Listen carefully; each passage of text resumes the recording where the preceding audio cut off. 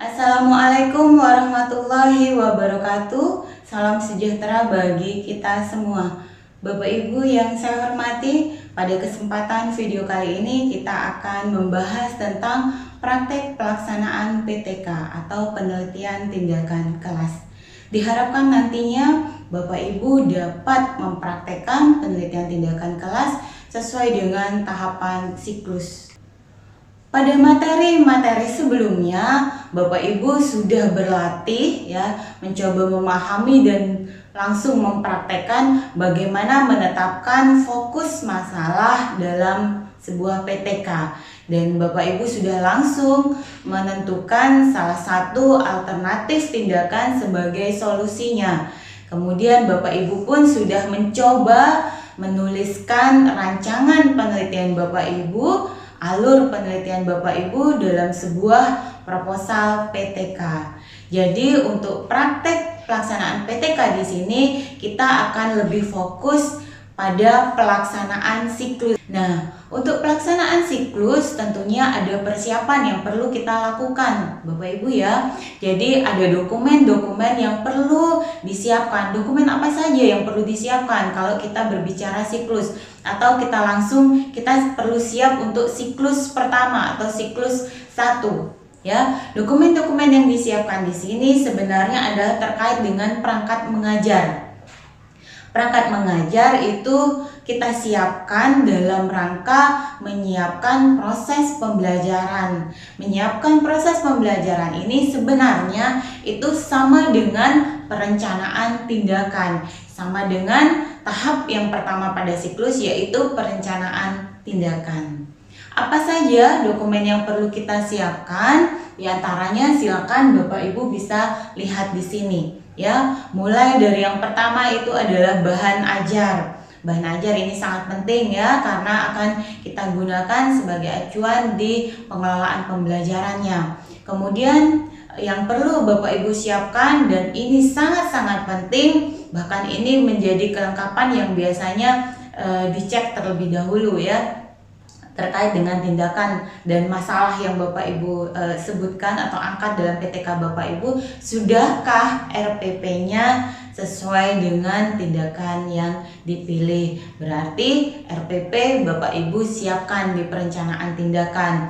RPP yang disiapkan di sini adalah RPP untuk satu siklus. Berarti RPP pertemuan 1 dan RPP pertemuan kedua. Nah, RPP ini adalah rancangan pembelajaran yang akan Bapak Ibu lakukan. Berbicara pembelajaran, pasti di pengelolaannya itu biasanya dan umumnya itu ada media-media yang dihadirkan. Berarti yang Bapak Ibu siapkan juga adalah media pembelajaran. Kemudian yang perlu disiapkan lagi adalah lembar kerja terbimbing. Karena tindakan Bapak Ibu itu lain dari hari biasanya, tidak lagi didominasi oleh kegiatan ceramah, siapkanlah lembar kerja terbimbing yang nanti bisa membantu peserta didik kita pada penemuan konsep sesuai dengan materi yang dipelajari. Hal yang berikutnya juga perlu disiapkan di perencanaan tindakan ini adalah instrumen-instrumen penelitian. Silakan sesuaikan dengan variabel masalahnya masing-masing. Kemudian ditambah lagi dengan daftar hadir. Bapak Ibu jangan lupakan, karena daftar hadir ini penting, nanti ditandatangani oleh peserta didik sebagai bukti kehadiran di setiap pertemuan. Untuk pelaksanaan siklus ini juga yang tidak kalah penting, jangan lupa Bapak Ibu foto atau dokumentasikan kegiatan belajar ya. Jadi ambil momen-momen yang mana itu bisa menunjukkan secara jelas bahwa ada tindakan-tindakan yang Bapak Ibu lakukan selama proses pembelajaran. Nah, terkait dokumen yang sudah disiapkan di sini ya, jadi ada beberapa hal yang juga perlu diingat atau diperhatikan Bapak Ibu. Mulai dari yang pertama itu RPP. Silakan untuk RPP ini, jadi tolong, karena ada tindakan, berarti RPP Bapak Ibu itu mesti menunjukkan atau di langkah pembelajarannya atau di kegiatan intinya itu sintaknya atau langkah pembelajarannya sesuaikan dengan model yang dipilih, sehingga terlihat bahwa memang ada model yang diterapkan atau dilaksanakan untuk pembelajaran. Kemudian untuk butir soal dan rubrik penilaian keterampilan biasakan dibuatnya itu mulai dari pembuatan kisi-kisi, dan jangan lupa lengkapi dengan pedoman penskorannya. Kelengkapan lain yang disiapkan itu terkait dengan lembar pengamatan, aktivitas maupun aktivitas siswa maupun aktivitas guru.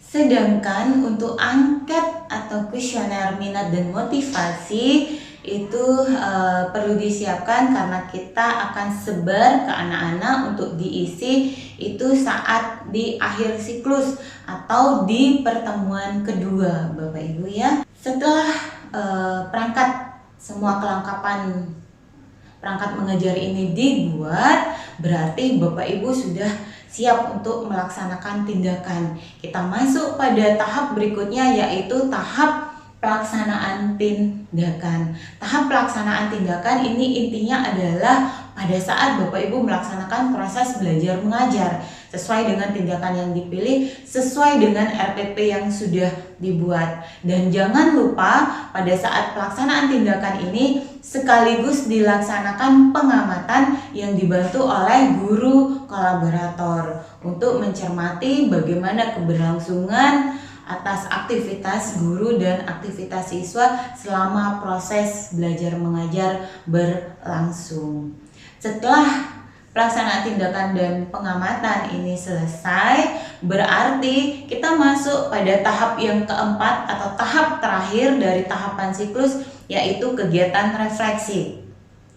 Setelah pertemuan 1 dan pertemuan 2 selesai, segeralah Bapak Ibu lakukan kegiatan refleksi bersama teman kolaborator. Silakan diskusikan, cermati hasil-hasil pengamatan, catatan-catatan hasil pengamatan selama proses pembelajaran di pertemuan 1 dan pertemuan 2. Silakan cermati apa saja kelemahan atau kekurangan yang masih muncul, kendala-kendala yang muncul, dan apa keberhasilan yang sudah bisa ditunjukkan oleh guru peneliti.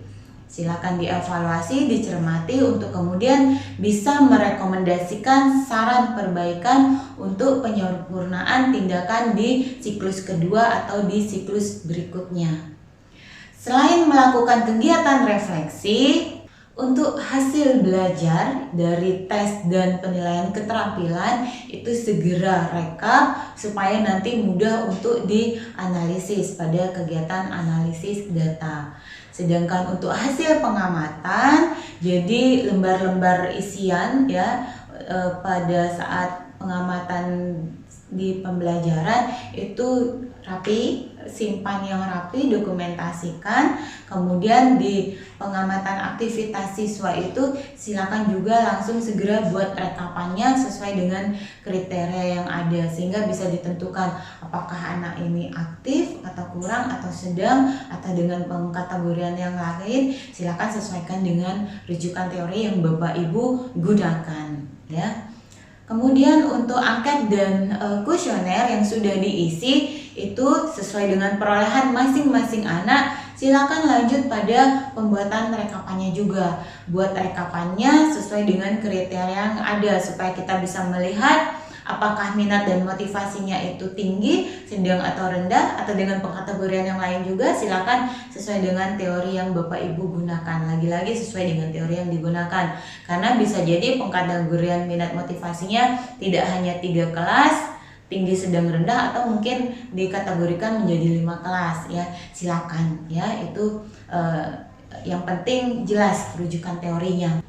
Nah, dari hasil rekapan yang sudah Bapak Ibu buat ini, kemudian silakan Bapak Ibu coba cermati. Jangan lupa bahwa kita perlu mengukur keberhasilan akhir siklus.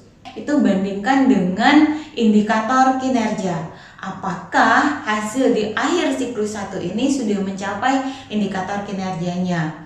Ya, berapa persen ya peningkatannya dari kondisi awal apakah sudah mencapai target atau belum. Silakan nanti akan bisa disajikan di analisis data. Kemudian untuk memperjelas lagi hasil rekapan ini, silakan Bapak Ibu buat tampilan atau sajian dalam bentuk tabel dan grafik. Ini nanti bisa kita memudahkan dan akan tersaji di bab 4 hasil deskripsi siklus Bapak Ibu ya.